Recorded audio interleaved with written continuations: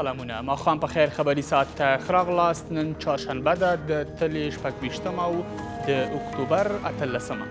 په پیل کې هم د څو مهمو خبرونو سرټکي.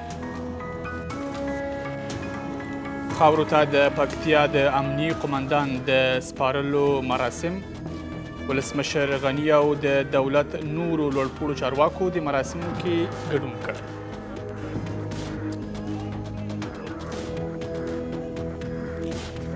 دا مطلب ته په سپکه مه ګورئ، دا یې لوی ګړنګ.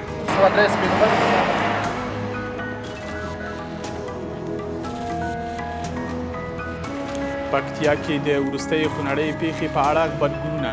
د بشري حقونو خپلواک کمیسیون د ولسي وګړو ژوند ته د پام غوښتنه کوي.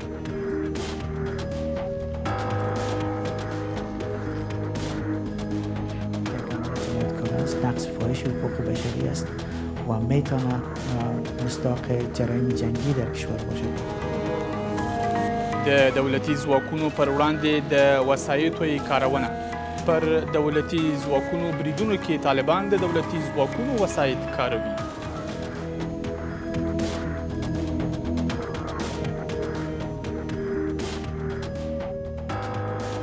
د افغان میرمنو اقتصادي غوړېدا لپاره اسانتیاوې. د مالی خدمتونو یو بنسټ د میرمنو د اقتصادي غوړېدا لپاره د پورونو اسانتیا برابروي.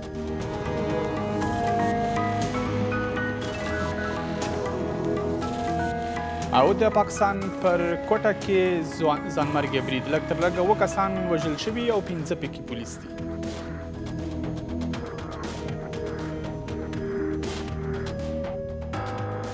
په خیر راغلی خبري ساعت زه فواد اکبرزی وړاندې کوم. د پکتیا د امني قمندان توریالي عبدیاني مړی نن په ځانګړو مراسمو سره خاورو ته وسپارل شو. ولسمشر محمد اشرف غني په دغو مراسمو کې ویل چې توریالي عبدیاني او هغه سرتیري او افسران چې د سې شنبې ورځې پیښه کې ژوند بایللی د افغانستان رښتیني اتلان دي. ولسمشر وایي دغه اتلان به کله هم هیر نشي. ولسمشر غني زیاته کړه چې ترهګر دې کار سره د مرګ پیغام ورکوي، خو دا پیغام به افغانستان کې د سولې او آبادۍ پیغام شي. د ولسمشر غني امنیتي لوړپوړو چارواکو او د هغه د کورنۍ د غړو پر اوږو د یو مسلکي امنیه قمندان جنازه. بچه جوانش به آغوش ما بود، گفت چه تا پلار بود، ما او توی لسه ما تا پلار بود. نو دا باید این نیست. ایمون دود باید دایی چې ایمون د سترو قهرمانانو افکارم او مخصوصا خاطرې او کورنۍ ایمون نیست. توریالي عبدیاني په 1363 مریض کال د کابل پوځي پوهنتون څخه فارغ شو او 33 کالی د ملي دفاع وزارت عقیدتي کنډک په برخه کې د زریدار مرستیال په توګه دنده ترسره کړې وه. هغه وروسته د کورنۍ چارو وزارت عملیاتي برخې ته تبدیل چې په دې موده کې د کندهار امنیه قمندانۍ د امنیت امیر، په اروزګان، فراه او پکتیا ولایتونو کې امنیه قمندان په توګه دنده ترسره کړې ده. با تجربه ترین جنرالای وزارت داخلی افغانستان بودن که اینا یک عمر تمام عمر خود چه در وزارت دفاع بوده و چه در داخله بوده خدمت کردن. چې نن مونږ یو د افغانستان یو زړور او رښتینی یو صادق جنرال لاسه ورکړو. خدای دې جنتونه ورته په برخه کې.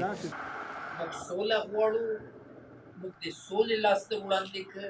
که تاسې دا فجایع کوئ، ولس د افغانستان، علمای کرام د افغانستان، محیط رئیس د افغانستان، وزیر دفاع، ټول د ارشد دا به په یو سر کېدل. د عبدیاني زامن تازه له سفر څخه راستنه شوي د خپل پلار له مرګه خبر شول. افغانستان زموږ ستاسو مور ده او په هر کور کې چې مور بیماري نو هغه صالح او نیک عمله زامن څوک ورته چای ورکوي، څوک میوه ورکوي، څوک خدمت کوي. دا زموږ مور نن بیماره ده، ناجوړه ده. دا زموږ ستاسو د ټولو افغانانو فرض ده، که جنرال ده او که سرباز ده. دا باید دا وطن په خپله میړانه وساتو. د عبدیاني عزیزان په پریشانۍ سره دغه 52 کلن امنیه قمندان جنازه خاورې ته سپاري او د هغه پیژندل شوي کس ژوند پای ته رسیږي چې په رښتینولۍ کې یې نوم درلود. د پکتیا له پرونۍ پیښې یوه ورځ وروسته لا هم د پیښې په ځای کې لټون او د قربانیانو پیژندنه روانه ده. خو بریدګر څرنګه قومندانۍ ته دننه شوي د هغه پوښتنه ده چې لا هم نه ده ځواب شوې. دې ریپورټ کې ګردیز کې د تولونیوز خبریالانو د پیښې عیني شاهدانو او چارواکو سره خبرې کړي دي. د پکتیا مرکز ګردیز وضعیت عادي حالت ته په ګرځېدو دی، خو د سې شنبې ورځې د پیښې ځای کې حالت لا تر اوسه کړکېچن دی. د پکتیا په مرکز ګردیز کې د امني قومندانۍ د تېر ورځې خونړي برید علایم او ویجاړنې تاسو ګورئ چې د امني قومندانۍ یو شمېر ساختمانونه هم سوځېدلي دي. تاسو ګورئ چې دغه موټر چې د ملکي خلکو او 4 ورونه پکې سپاره 4 واړه ورونو په دغه موټر کې خپل ژوند د تېرې ورځ د لاسه ورکړل. همداسې ګورئ چې په دې قومندانۍ شاوخوا کې چې د تیلو پمپ او همداسې یو مسجد چې تاسو یې ګورئ په مکمل ډول باندې د تیرې ورځې په برید کې له منځه لاړ دی. برای تاجرای ما هم در اینجا خسارات انگفت در اینجا یا تحمل شده‌اند که در حدود $7,00,000 با بخش خصوصی ما اینجا توان رسیده. تر اوسه په سیمه کې زموږ له شتونه څو شېبې نه دي تېرې شوي چې په دې موټر کې د سپرو کسانو هویت پیژندل کیږي. دغه سړي وایي په دې موټر کې 4 سپاره کسان چې د تېرې ورځې په پیښه کې وژل شوي دي قومي مشران دي چې د پکتیا والي د لیدو په موخه روان وو. دا ملکی خلق دي، دا ملکی خلق قومي مسیران دي، دا شخصا نه طالب ده نه بل ده نه حکومت کې غږ لري، بې طرفه مسیران قومي سپینګیري 3-4 نفر سپینګیري وو. دغه تصویرونه چې په ټولنیزو رسنیو کې نشر شوي دي په کې ښکاري د پکتیا امني قومندان د څو چاودنو هدف ګرځېدلی دی. از بزرگترین عملیات‌هایی بوده که تا به حال فکر می‌کنم صورت گرفته. باقی مسائل دیگه ایجاب بررسی‌های بیشتر میکنه. دغه افغان کمانډوي ځواکونه چې د تیرې ورځې و بریدګر چې نظامي د ریشې په تن وي په 15 ساعتونو کې له منځه ویوړل. یو پلانګزاري موږ د محل نه باندې کړې وه، یوه پلانګزاري بیا داخل په صحنه جنګ کې وه. لومړی کله چې حکومت صاحب له طرفه هدایت وشو موږ داخل ته ننوتلو ساحې ته. د پکتیا برید چې حکومت یې د ترهګرو لخوا د لویو بریدونو څخه ګڼي زیاتې پوښتنې را پیدا کړي دي چې څنګه د چاودېدونکو توکو ډک یو موټر د پکتیا امني قومندان دفتر ته ورسید چې د حکومت لوړ رتبه چارواکو یې د دقیقو څېړنو ټینګار کړی دی. درنو لیدونکو همدا شیبه له ګردیزه د تولونیوز خبریال عبدالحق عمري سټوډیو ته وصل شوی دی. عمري صاحب ښه راغلاست خپرونې ته. د لټون په اړه مو ریپورټ و چې نن هم لټون روان و، د قربانیانو د پیژندنې چاره روانه وه. دا چاره پای ته رسېدلې ده او که بله ورځ به هم روانه وي او ورسره جوخته یوه بله پوښتنه مې دا ده چې د اقتصادي اړخه څومره زیان رسېدلی دی شاوخوا ودانیو ته او نور څه چې د خلکو کورونه دي، اقتصادي اړخ باندې که لږ معلومات راکوي. ډیره مننه. لکه څنګه چې نن د پکتیا په مرکز ګردیز کې د دې ولایت ولایتي شورا او همداسې یو شمېر مدني فعالان راټول شوي وو. لومړی خو دوی د مرګ ژوبلې په اړه باندې هغه کوم ارقام چې دوی وویل هغوی وایي چې زیات شوي دي، چې په دې کې دوی وایي چې تقریبا تر 50 پورې کسان چې دي هغه په دې برید کې وژل شوي او تر 200 پورې چې دي د دوی د اعداد مخې هغه زخمیان دي. دوی لکه دوی زیاته کړه چې باید دغه کومه پیښه چې رامنځته شوې باید په دې اړه باندې تحقیقات وشي. هغه مسؤل کسان چې په دې پیښه کې غفلت کړی باید عدلي او قضایي ارګانونو ته ورپېژندل شي. همداسې دلته په پکتیا کې د سوداګرۍ د خونې مسؤلینو سره چې کله موږ خبرې درلودې هغوی ویل چې په دې کې تقریبا تر $1,00,000 پورې شاوخوا په دې کې هغه شاوخوا کورونه چې دي او یا هم پمپونه چې دي دوکانونه چې دي هغې ته زیان رسېدلی او وایي چې د دوی څېړنې روانې دي تر څو دوی وکولی شي هغه کوم زیانونه چې د اقتصادي په برخه کې اوښتي دي په دې باندې دوی مفصل یو راپور جوړ کړي، هغه نه وروسته یې دولت ته وسپاري. لکه څنګه چې دا اوس هم په سیمه کې یو شمېر خلک ول چې هغوی د خپلو عزیزانو پسې ګرځېدل او زیات شمېر خلک اوس هم ویل کېږي چې هغه مالبه چې دننه په قمندانۍ کې په تعمیرونو کې لکه ناست دي او یا هم راولیدلي د دې لاندې هم یو شمېر خلک شته دي لکه ځینې خلک وایي چې د دوی لکه کوم نږدې خپلوان چې دي په دې پیښه کې ورک دي اوسه پورې او اوسه پورې د مرګ او ژوند پته نه لګېږي. نو ستاسې له خبرې ښکاري چې لټون لا هم روان دی او ښایي چې نور قربانیان هم راپیدا شي او هغوی به د خاورو نه لاندې شوي وي او یا هم د ځینو ودانیو لاندې که څنګه؟ همداسې دی دقیق همداسې دی اوسه پورې دغسې اندېښنې شته چې د امنیې قمندانۍ دغه کومې چاودنې چې دا خو ډېرې زورورې وي او زیات شمېر تعمیرونه چې دي هغه یې د منځه وړي دي. دا اندېښنه شته ده چې د دې لاندې دلته جسدونه او یا لکه جسدونه لکه لاندې شوي وي لکه څنګه چې کوم مسؤلین چې دلته دي هغوی که تېره ورځ هم وویل چې تر شلو پورې کوم تعداد کوم کسان چې دي د هغوی حالت چې دی هغه تشویشناک دی او هغه یې مرکز ته انتقال کړي دي. نو آیا دغه شل کسانو چې دا اوس د مرکز ته انتقال شوي د دوی صحت ښه دی که نه تر اوسه پورې په دې اړه باندې معلومات نشته. اما د پکتیا اوسیدونکي او خصوصا مدني فعالان او ولایتي شورا ادعا لري چې مرګ ژوبله چې ده په دې پیښه کې زیاته ده. بلې او دوه لنډې وروستۍ پوښتنې عمري صاحب یوه ده چې له کابله د پیښې د ارزونې او څېړنې لپاره کوم پلاوی درغلی او که څنګه او بله دا چې نن مازدیګر ګمان کوم د ولایتي شورا غړو او مدني فعالانو خبري غونډه لرله. خبري غونډه کې په کومو برخو باندې خبرې کول یعنی د خبرې مهم ټکي څه وو؟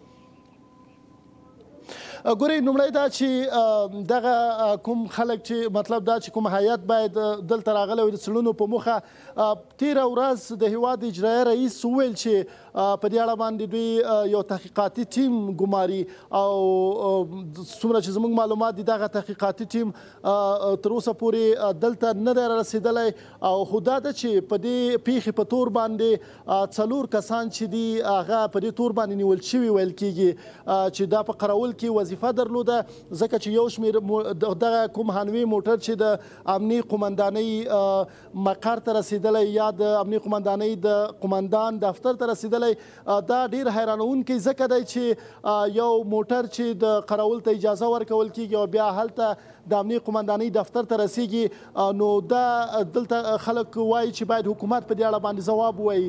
نو دا ده چې دوی خو دا ژمنه کړې چې دغه کومه پیښه چې ده په دې اړه باندې به تحقیقات کوي او کوم مسؤل یا هغه کسانو چې په دې کې غفلت کړی هغه به دوی عدلي او قضایي ارګانونو ته سپاري چې دا تېره ورځ د هېواد اجرایه رئیس ژمنه کړې ده. بل دا چې نن چې کومه د پکتیا ولایتي شورا او همداسې د مدني فعالانو کومه خبري ناسته وه هغوی 2 نقطو ته اشاره کوله. یو دا چې دوی ویل پخوا هم په دې ولایت کې ولسوالي سقوط کړې ده مخکې هم د پکتیا د امنیې قمندانۍ کې دننه هلته چاودنه رامنځته شوله او همداسې پروژې میاشت کې نو دوی وایي چې دغسې پیښې رامنځته کېږي اما څېړنې نه کېږي او مسؤل خلک چې دي هغه عدلي او قضایي ارګانونو ته نه معرفي کېږي. ډېره زیاته غوښتنه همدا وه چې ډېره مننه. په ګردیز کې د ټولونیوز خبریال عبدالحق عمري او د خبرونو دوام. د بشري حقونو خپلواک کمیسیون وایي پکتیا، غزني او فراه ولایتونو کې د طالبانو له لوري شویو بریدونو کې د ولسي وګړو تلفات جنگي جرم دی.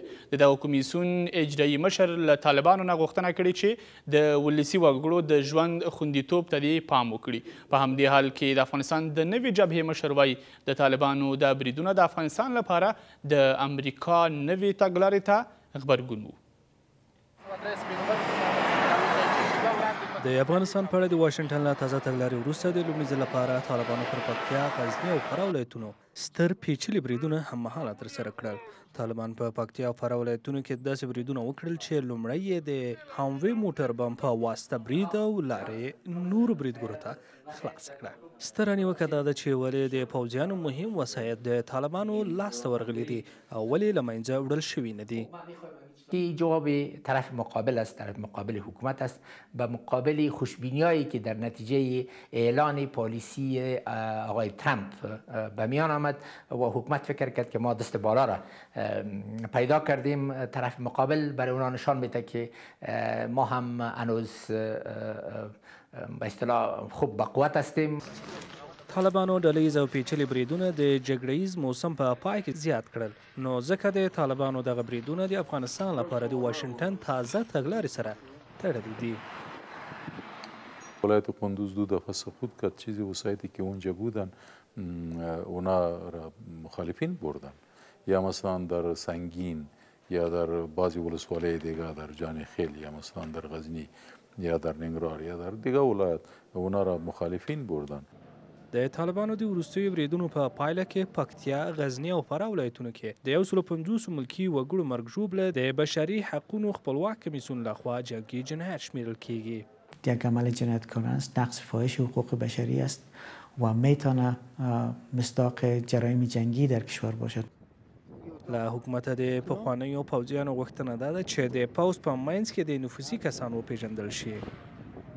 څه کمزوري دی خپله د کشفي ارګانونو ډېره زیاته کمزوري په دې کې ده او بیا هم د اداره کې هم ده.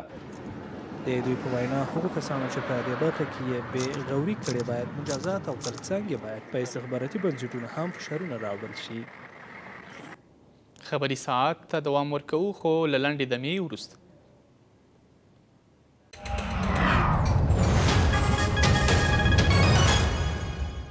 د پکتیا پر امنیي قمندانۍ له پرونۍ خونړي پیښې وروسته د امنیتي ځواکونو د تلفاتو په اړه اندېښنې بیا تکرار شوي دي. یوازې 13 سپټمبر میاشت کې د پوځ 480 تنه سرتیري او شاوخوا 300 تنه پولیس سرتیري وژل شوي. په زیاتو پیښو کې طالبانو د امنیتي ځواکونو له جامو او وسایطو کار اخیستی. همدا د پکتیا پر امنیي قمندانۍ وروستۍ پیښه کې هم 4 موټر بم چاودنې شوي چې 2 پکې نظامی موټرې وي. د پکتیا پر امنیه قمندانۍ د طالبانو خونړي برید دا پوښتنه یو ځل بیا راولاړه کړه چې حکومت ولې دغه راز پیچلو بریدونو په مخنیوي کې ناکام دی. په دغه برید کې لومړی یو باروونکي موټر ته د پکتیا د امنیه قمندانۍ د قرارګاه مخې ته چاودنه ورکړل شوه. وروسته یو رینجر او یو هموي موټر قرارګاه ته ننوتل او رینجر موټر ته د 303 زون قمندانۍ ته څیرمه چاودنه ورکړل شوه. تر هغه وروسته یو بل موټر ته د لومړۍ چاودنې په ځای کې چاودنه ورکړل شوه او ورپسې هموي موټر د امنیه قمندانۍ پر لور روان شو او هلته وچاودید. د ګردیز امنیه قمندان هم همدلته ووژل شو. امنیتي بنسټونه په یو ډول مني چې دغه راز بریدونو په مخنیوي کې کشف او استخبارات ناتوانه دي. شما میدانین که اینطور عادی خو نمیان. یک کسی خواست که او را میارن، یک کسی خواست که با او ارتباط دارن، یک کسی خواست که برای او زمینه را مساعد میسازن. بنان اینی باید به این خاتمه داده شوند. اول استخبارات ما حالا کشف و استخبارات ما هم باید در این راسته بسیار کار کنند. په دې لړ کې د امنیتي ځواکونو درنه مرګ ژوبله اندېښمنوونکې ده. یوازې د سږ کال په سپټمبر میاشت کې د پوځ تر 400 زیاتو سرتیرو ته او د پولیسو نږدې 300 سرتیرو ته مرګ ژوبله اوښتې ده. یعنې په منځنۍ توګه د ورځې د امنیتي ځواکونو 26 تنه سرتیرو ته مرګ ژوبله اوړي. بسیار زیاد هم کار شدن، بسیار زیاد هم جلوگیری شدن، مگر این کافی نیست. مثل که شما میگین کافی نیست، باید زیاتر کار شد. په وروستیو بریدونو کې د امنیتي ځواکونو خپل موټر د هغوی پر وړاندې کارول کیږي. ما دغه خبره د دفاع وزارت سره شریکه کړې ده. ما دغه خبره د کورنۍ چارو پخواني وزیر سره شریکه کړې ده چې دلته امویګانې ولاړې دي، تاسې د اول لارې دا تقریب کوئ، اما متاسفانه دا کار ونه کوي. دغسې یوه پیښه تکرار شوه. تر دې وړاندې هم دا پوښتنه مطرح کېده چې ولې حکومت هغه وسایط یا موټر له منځه نه وړي چې د طالبانو لاسته لویږي. او یو ځل بیا هم لنډه دمه کوو.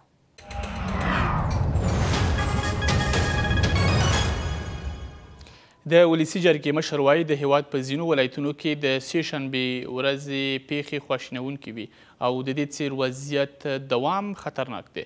دغه راز د ولسي جرګې ځینو غړو له حکومته غوښتنه وکړه چې د سولې خبرې دې وځنډوي او پر طالبانو دې فشار راوړي.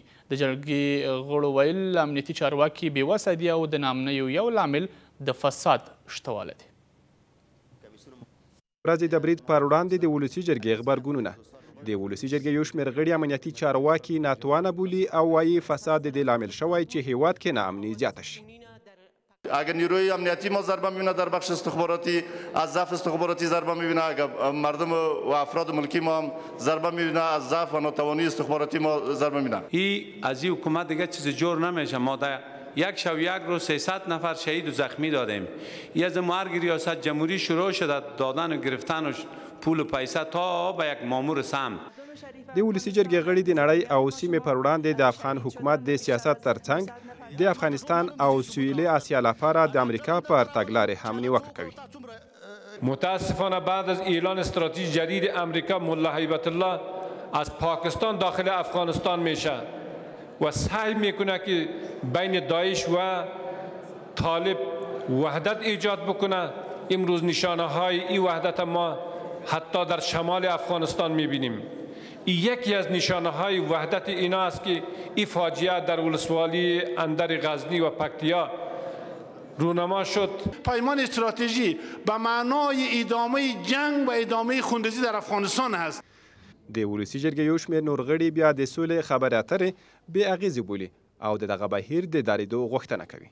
به جای از اینکه ما دول میانتهی صلح را بنوازیم و یا شعارهای بسیار کهنه را که خود ما با طیاره های مدرن پرواز میکنیم، با کامپیوتر اطلاعات تبادله میکنیم و ما میگیم باید مشکلات خود از طریق جرګې عنعنوي حل کنیم. ترامپ جمع پاکستان جمع د دې پروژې د افغانانو د وژلو دپاره دي.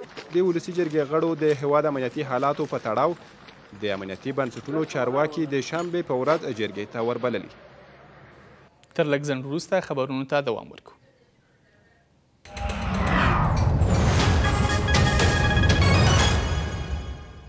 د ولسمشر دویم مرستیال وایي افغانستان هم هغو هیوادونو کې دی چې د نالوستو کسانو شمیر پکې زیات دی. سرور دانش وایي د نالوستۍ د کچې ټیټوالي لپاره د پوهنې وزارت اوسنۍ هڅې کافي نه دي. دانش زیاتوي که د لوستو د شمیر زیاتوالي لپاره کار ونه شي افغانستان به له جدي ستونزو سره مخامخ شي. په ورته وخت کې د پوهنې وزارت سرپرست وایي هیواد کې د نالوستو کسانو د شمیر لږېدو لپاره باید د سواد زده کړې برخه خصوصي شي. دغه پروګرام د خصوصي برخې ملاتړ په ترلاسه کېدو د بېسوادۍ مخنیوي او خلکو نږدې کېدو په موخه جوړ شوی دی. د ولسمشر دویم مرستیال په دې پروګرام کې د وینا پر مهال وویل هیواد کې د نالوستو کسانو شمیر 80 سلنه ته رسیږي او باید د بېسوادۍ پر وړاندې جدي مبارزه وشي. ما متاسفانه در این زمینه یعنی سواد در میان آن دسته از کشورهای قرار داریم که بیشترین فیصدی بیسواد را داریم. طبق خوشبینانه ترین آمارها هنوز بین 60 تا 65% جمعیت افغانستان بیسواد هستند. د پوهنې وزارت سرپرست وایي هیواد کې 10 میلیونه کسان نالوست دي چې ډیری یې میرمنې دي. همین کورس های سواد آموزی که فعلا وزارت معارف او را رویش کار میکنه یا تلاش داره ایره به سکتور خصوصی هم شریک بسازه که سکتور خصوصی با پرداخت مصارف از او از طرف وزارت معارف قراردادهای صورت بگیره و در سطح ولایات کورس‌های را راه اندازی بکنن. ناامنی در بعضی از ولسوالی‌های ما عامل و چالش برای سواد آموزی هست ولی از او بهتر ای که آگاهی عامه بسیار پایین است. په همدې حال کې د سوداګرۍ او صنایع خونې مسؤلین وایي چې د دوی 80 سلنه کارکوونکي نالوستي دي خو مني چې په دې برخه کې د پوهنې وزارت سره همکار دي. موږ په مالي لحاظ او په مادوي لحاظ حاضر یو چې په هغه لازم اندازه باندې شوي دا داوطلبانه کومک وکړو او د دولت سره د خپلو خلکو سره په دې ارتباط باندې موږ متعهد. له دې سره له لمر ټلویزیونه خبرونه پای ته ورسېدل.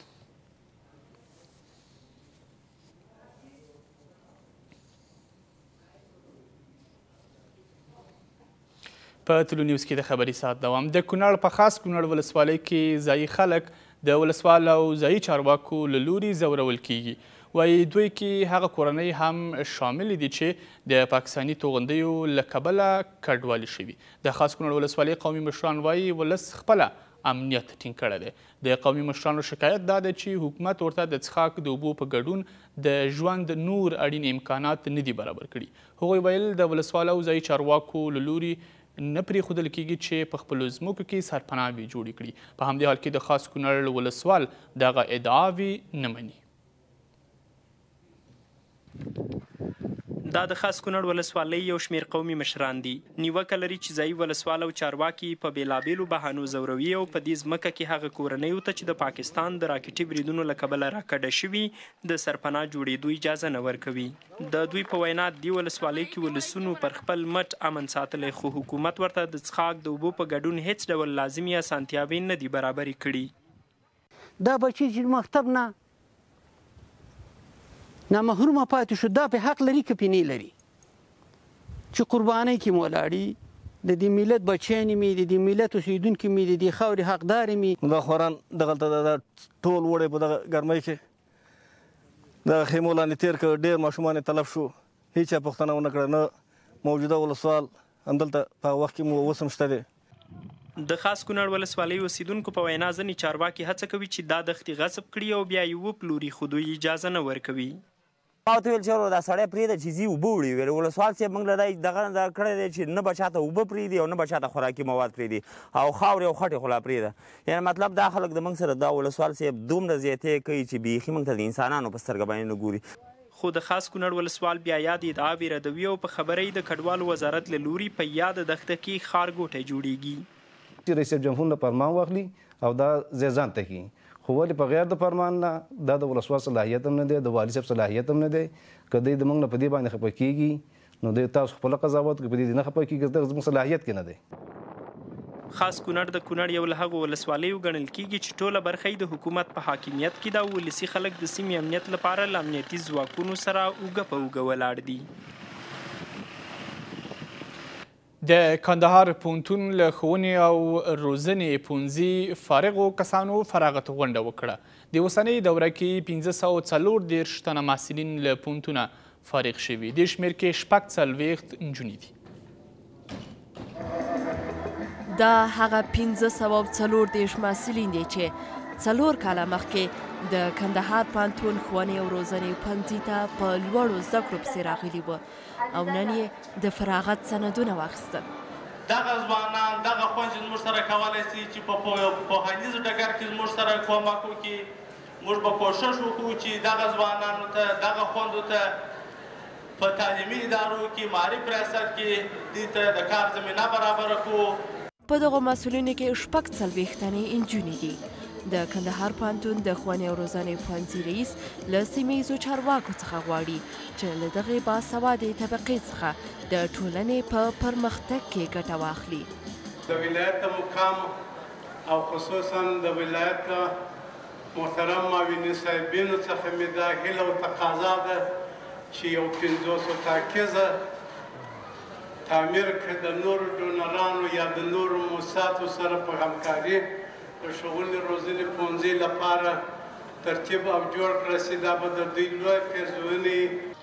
د کندهار پوهنتون له ښوونې او روزنې پوهنځي څخه فارغ شوي ځوانان هم له دولت په ځانګړې توګه د کندهار له سیمه ییزو چارواکو څخه دوی ته د کاري زمینې د برابرولو غوښتونکي دي. پر ټاکنو څارونکي ادارې د ټاکنو خپلواک کمیسیون باندې نیوکه کوي. وایي کارونه یې سوکه روان دي. څارونکو بنسټونو نن په یوه غونډه کې وویل چې د ټاکنو د کمیسیون له لوري کیدونکي کارونه کافي نه دي. د دغو ادارو اندېښنه ده که د ټاکنو خپلواک کمیسیون لازم کارونه ونه کړي، پارلماني او د ولسوالۍ شوراګانو ټاکنې به په خپل وخت ونه شي. خو د ټاکنو کمیسیون وایي د راتلونکي کال ټاکنو لپاره لازم چمتووالی لري. د ټاکنو پر خپلواک کمیسیون د ټاکنو څار بنسټونو نیوکه.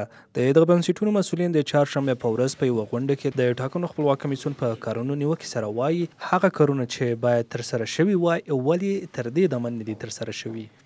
امیدوار هستیم که تنش‌هایی که در خود بین کمیسیون بود حل شده باشه و یک راه را باز کنم برای یک کار تیمی و بالاخره همکاری و هماهنگی در بین خود ساختار. در این حال ما طرفدار ازی هستیم که خود مکانیزم نظارتی در بین کمیسیون تقویت پیدا بکنه. جای بسیار تأسف است برای حکومت افغانستان که نتونسته واقعا در این مدت طولانی یک پروسه ملی یک کار بسیار آسان به او آدم مغلق نیست که ما در رسانه ها و با بازی با کلمات و جملات او را بسیار پیچیده می‌سازیم. په همدې حال کې د ټاکنیز سمون ځانګړي کمیسیون یو غړی بیا د دغه کمیسیون په چارو کې د حکومت د لاسوهنې په اړه خبرداری ورکوي. حالا اگر بحث حوزه‌ها مطرح میشه که طرحش کمیسیون داده به ریاست جمهوری، با باور من هم کار نادرست بود.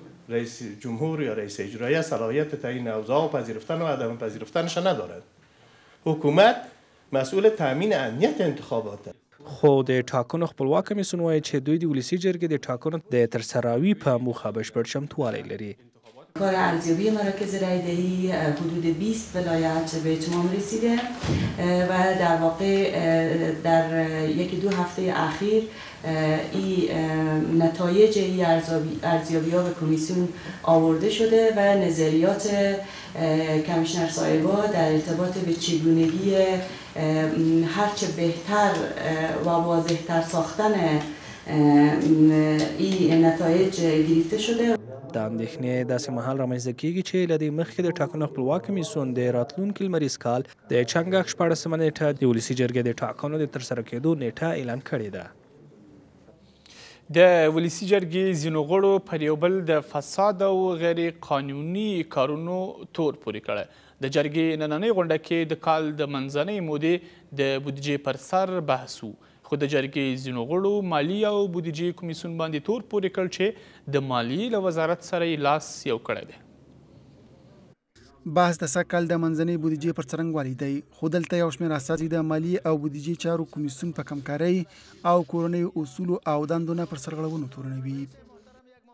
بالای این سند جلسه دایر نکرده که بحث کند این پخته شود. وزارت مالیه که خودش بودجه میسازه در وسط سال نه در آخر سال 175 میلیون دلار با چی میخواد؟ معاش کارمندان، معاش فلانی برای دوزی ها. گزارشی که اینجا در اختیار ماست 150 پروژه را تنقیص کرده، 50 پروژه را تزیید کرده بدون اینکه بگه که اینا در کجاست و با چه منطقی. په داسې حال کې چې د مالیې او بودیجې چارو کمیسیون د خپلو هڅو خبره کوي، خو د ولسي جرګې یو شمېر نور غړي دغه کمیسیون پر فساد او له حکومت سره پر جوړجاړي تورنوي. اگر در کمیسیون بودجه و روابط با وزارت مالیه مشکلات نمی بود، بروتای ما و ازیار سیبم بسیار زیاد غوث نمی شد و فساد داخل وزارت مالیه و فساد در داخل شورای ملی، فساد در ارگانهای مختلف کتمان نمی شد. دوستی تنگاتنگ داره، واره تلفن کرده خواسته گفته بیای امروز شما مسئله بودجه هستند، هیچ کس به نمایندگی کمیسیون کسی نرفته.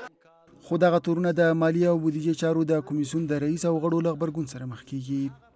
لزګونه زره ډالر درته راوړه، هغه وخت خوشاله وي، نن بیا وایي چې بریتونه د یار صاحب داسې دي، شتا کسان په ګمرکات کې مقرر دي، تا د وکالت نه استفاده کړې، تا په وزارت مالیه باندې دغسې بوجونه اچولي دي او دا کارونه دي کړي دي. جناب قیس حسن، ما و خودت هم مردم افغانستان میشناسه، هم مردم پارلمان میشناسه، هم شهر کابل میشناسه. کارنامه‌های درخشان خودت در شهرسازی و در کل جای ثبت است، ولی لطفاً یک مورد به برادر کوچکت هم یک چیزی را نشان بده که ما چی کاری کردیم. د ولسي جرګې یو شمېر غړي ادعا کوي چې حکومت د سږ کال یو شمېر پروژې لرې کړي دي. د مالیې او بودیجې چارو کمیسیون وایي هیڅ یوه پروژه لرې شوې نه ده او د هغو یو شمېر وزارتونو یوه اندازه پیسې چې خپله بودیجه یې کمه لګولې ده، هغو وزارتونو ته لېږدول شوي دي چې ډېره بودیجه یې لګولې ده. یو افغان ځوان میر احمد محمودي د حافظې د سیالۍ په برخه کې د سرو زرو میډال وګټه. افغان ځوان هندي ځوان ته ماته ورکړه. سیالۍ هند کې وشوه او د 14 اسیایي هیوادونو د ښې حافظې برخې ځوانانو پکې ګډون کړی و. محمودي وایي یو وخت یې حافظه ضعیفه وه او هره خبره یې هیروله، خو د حافظې د قوي کېدو لارې چارې یې وکارولې او اوس یې د سرو زرو میډال ګټلی دی. برای خدای نظر به یک سیستم دغه ځوان وایي چې د بشپړې لوبې 2 کارتونه یو منظم او بل غیر منظم ورکړل شول، څو د 15 دقیقو لپاره 52 نامنظم کارتونه خپلې حافظې ته وسپاري او منظم کارتونه د هغو په څیر واوړي. با استفاده از ورزش حافظه ما میتونیم چندین بخش تقویت بکنیم. مثلا خلاقیت و نوآوری را در وجود خود ما میتونیم که رشد بدیم. تقویت حافظه بلند مدت. میر احمد دغه سیالۍ په افغانستان کې یوه تازه سیالي بولي او هغه د حافظې د پیاوړتیا لپاره ګټوره ګڼي. اگر همکاری دولت باشه ما همچو ورزش را که در نصاب تعلیمی در کشورهای بیرون از افغانستان وجود داره بتانیم همچو چیز را در نصاب تعلیمی معارف خود تطبیق بکنیم. که یک نیاز مبرم جامعه ماست که جوانای ما در این راستا تقویت شود. حتی مردم عام ما باید برش یک آمادگی گرفته شود. اکثریت مردم ما نظر به این مشکلاتی که در وطن است، جنگ است، دچار تکالیف روانی هستند. دغه ځوان چې په هند کې د حافظې په سیالۍ کې 3 نور میډالونه هم ګټلي دي وایي د دغو لوبو تازه سیالي د 14 آسیایي هیوادونو ترمنځ ترسره شوه. د ولسي جرګې مشر خبرداری ورکوي که تر دې وروسته دولتي ادارې د ځواب ویلو لپاره جرګې ته ورنشي جدي چلند به ورسره وکړي. په ورته وخت کې د ولسي جرګې ځینې غړي ټینګار کوي چې پر حکومت فشار راوړلو لپاره باید د شورا دروازه وتړل شي، خو پارلماني چارو لپاره د دولت وزیر وایي هڅه کوي چې د ملي شورا او حکومت ترمنځ بې باوري نه وي. تر هغه وروسته چې د ټاکنو د خپلواک کمیشنران او د سولې عالي شورا غړي ولسي جرګې ته رانغلل او دغه راز حکومت جرګې ته نوي نومان وزیران ور ونه پیژندل، د ولسي جرګې مشر خبرداری ورکوي چې د دغه راز چلند پر وړاندې به له قانون سره سم غبرګون وښیي. مقامات یا مدعوین از جانب حکومت که ولسی جرگه دعوت میده که حضور به هم نمیرسانه، جزی که حکومت هیچ برنامه‌ای برای گفتن به ملت افغانستان نداره، چیزی دیگه بوده نمیتونه. به این اساس ولسی جرگه من بعد مطابق به قانون اساسی افغانستان صلاحیتی که از تفویض کرده برای نمایندگان در اعمال این کوتاهی نخواهد کرد.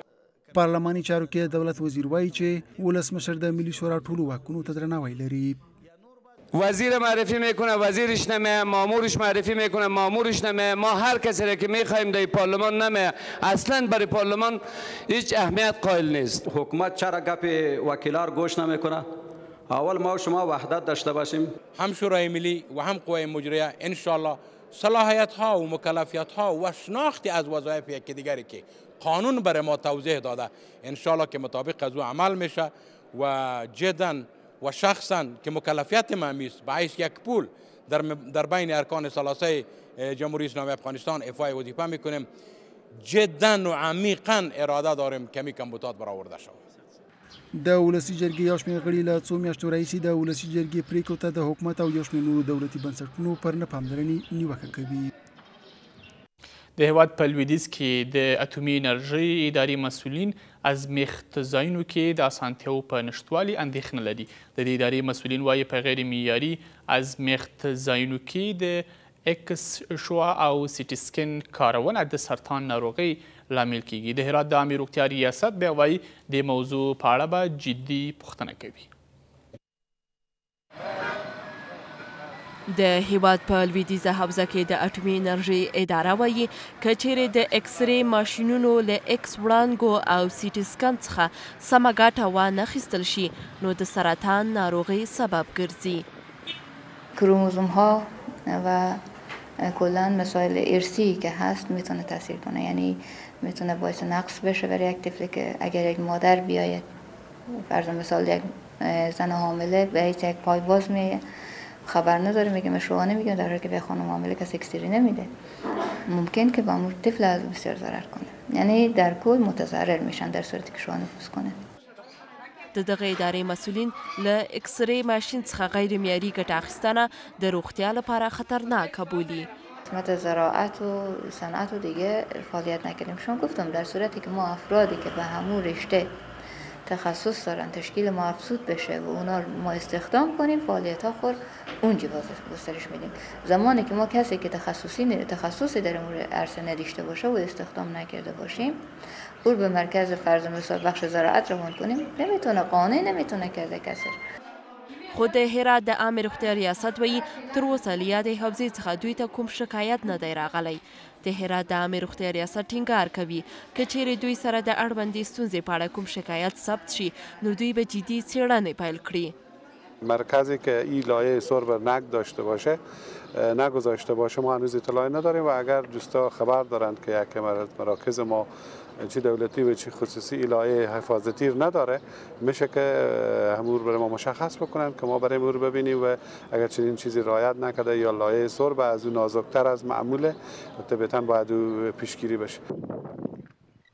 د اټومي انرژي دفتر پر 1993 کال د هیواد په ختیځه حوزه کې جوړ شو چې د کرنې، صنعت او کانونو په برخه کې باید کارونه کړي وای، خو د امکاناتو او بشري سرچینو د نه لرلو له کبله اوس دا دفتر یوازې روغتیایي څېړنې کوي. له نړۍ به مو هم خبر کړو خو له لنډې دمې وروسته.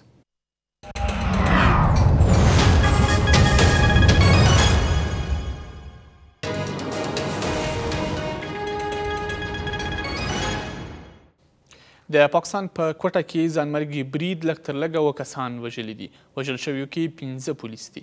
پیښه هغه مهال شوې چې یو شمېر پولیس دندې ته روان وو. د پیښې مسؤلیت پاکستاني طالبانو منلی دی. دغه سړک د پاکستان د کوټې ښار له بلوچستان سره نښلوي. نن سهار د امنیتي ځواکونو موټر چې کله 15 پولیس یې لیږدول په یاده سیمه کې پرې چاودنه وشوه.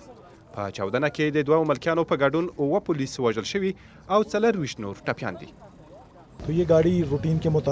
د پولیسو دغه موټر کې پولیس دندې ته روان وو او برید پې وشو.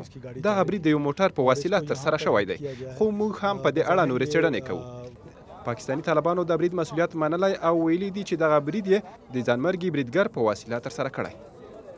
گروه‌های توریستی بسیار فعال و قوی در پاکستان متاسفانه وجود داره و یک دولت پاکستان حالا به گفته های صاحب نظرها که چرا به شکل جدی عمل نمیکنند در قضیه یک جای سوال است. بلخوا د کوټې په ښار کې موټر سایکل سپرو یو پولیس افسر په ډزو وژلی دی.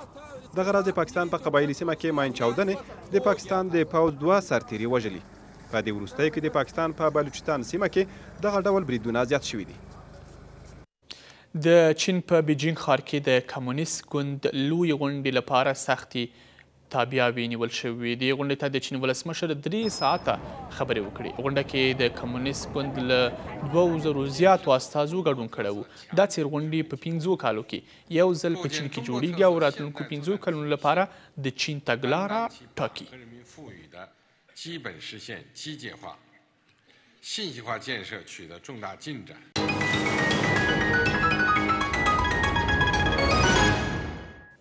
او اوس هم د اقتصاد او بیارغونې برخه. د مالي خدمتونو یوه اداره د میرمنو اقتصادي غوړېدا لپاره پورونه ورکوي. د دې ادارې نوم ایکسچینجر زون دی.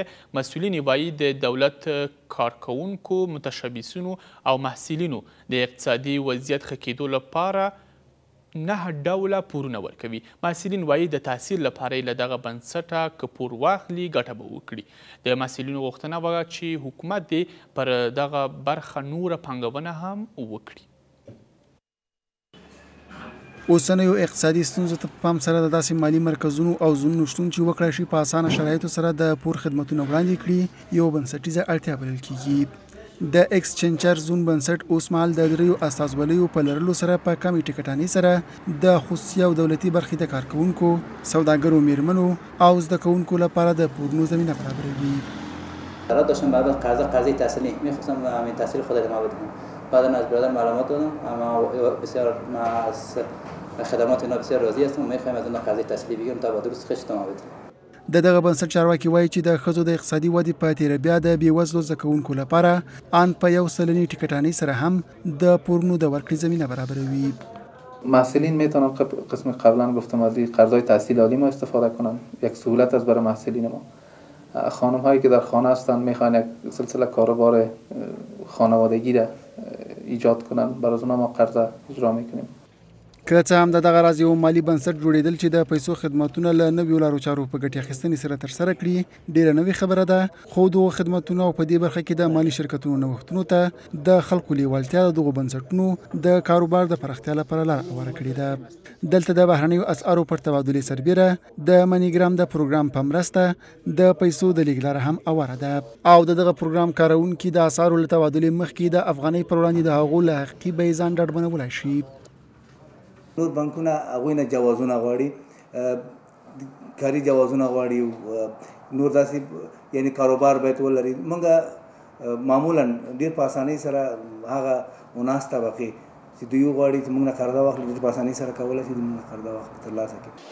د اقتصادي چارو یو شمېر کارپوهان په هیواد کې د مالي چارو د سمون په برخه کې پانګونې مهمې بولي او وایي حکومت باید د دغو خدمتونو د وړاندې کولو لپاره ډېر شرکتونه جذب کړي. د پلازمینې د پرمختیا زون د کابل پر سیند بندونه جوړوي. جزئیات یې ریپورټ کې. د پلازمینې د پراختیا زون د ادارې چارواکي وایي پام کې د کابل سیند د وضعیت د ښه کېدو لپاره د دغه سیند دواړو غاړو ته د فاضله اوبو 2 کانالونه جوړ شي.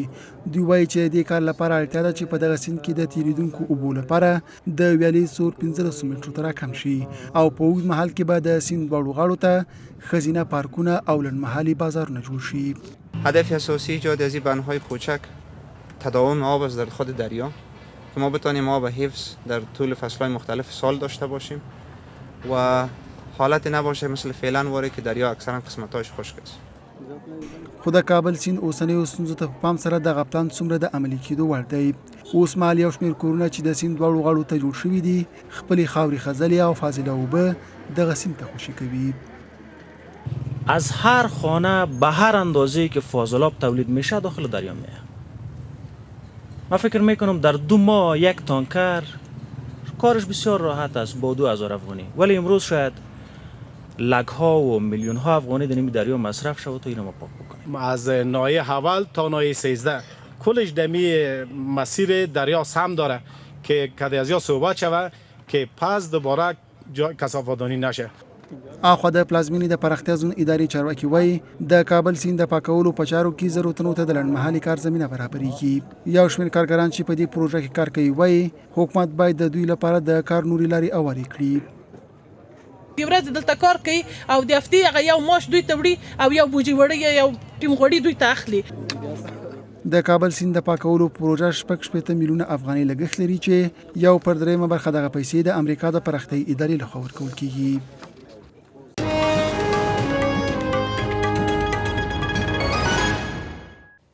او په تلو تلو کې د لوبو برخه افغانستان کې د لومړي ځل لپاره د کرکټ فرست کلاس 4 ورځنۍ سیالۍ پیل شوې. پر سیالیو د کرکټ نړیواله شورا هم څار لري. د سیالیو کې د هیواد د 5 زونونو د کرکټ لوبډلې ګډون کوي. سیالۍ به یوه میاشت روانې وي. د لومړي ځل لپاره د کرکټ 4 ورځنۍ لومړۍ درجه سیالۍ د کرکټ د نړیوالې شورا تر څارنې لاندې پیل شوې.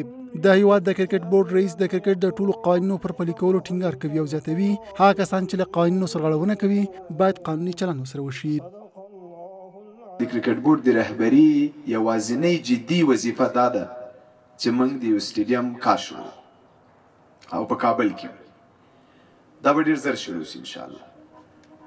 دا بعضې مسایل داسې وي چې وخت نیسي.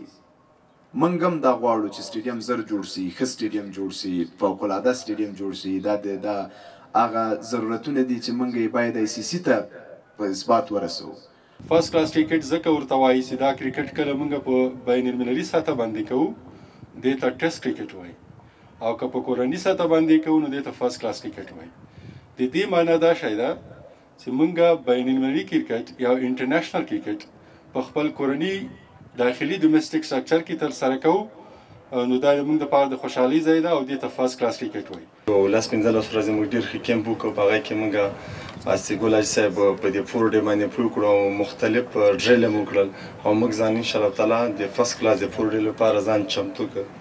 زه خو ډېر زیات خوشحاله یم از کیپټن ټول کیپټنانو ټول پلیرز ټولو ته مبارکي ورکوم چې لومړي ځل لپاره دغسې غټ کرکټ افغانستان کې کېږي.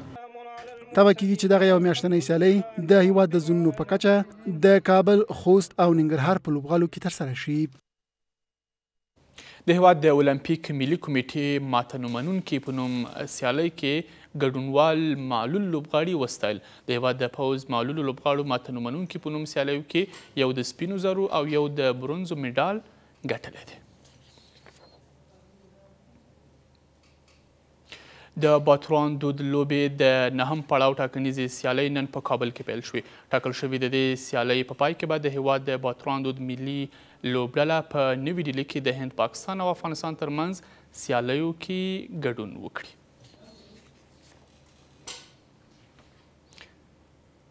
د هرات د والیبال فدراسیون د دې ولایت ټاکنیزې لوبډلې ته 24 لوبغاړي غوره کړي. د هرات د والیبال فدراسیون مشر وایي غوره شوي کسان په 2 لوبډلو الف او ب کې دي او ټاکل شوي چې هرات کې جوړېدونکو د څه باندې 30 ولایتونو د لوبډلو ترمنځ سیالۍ کې به ګډون وکړي.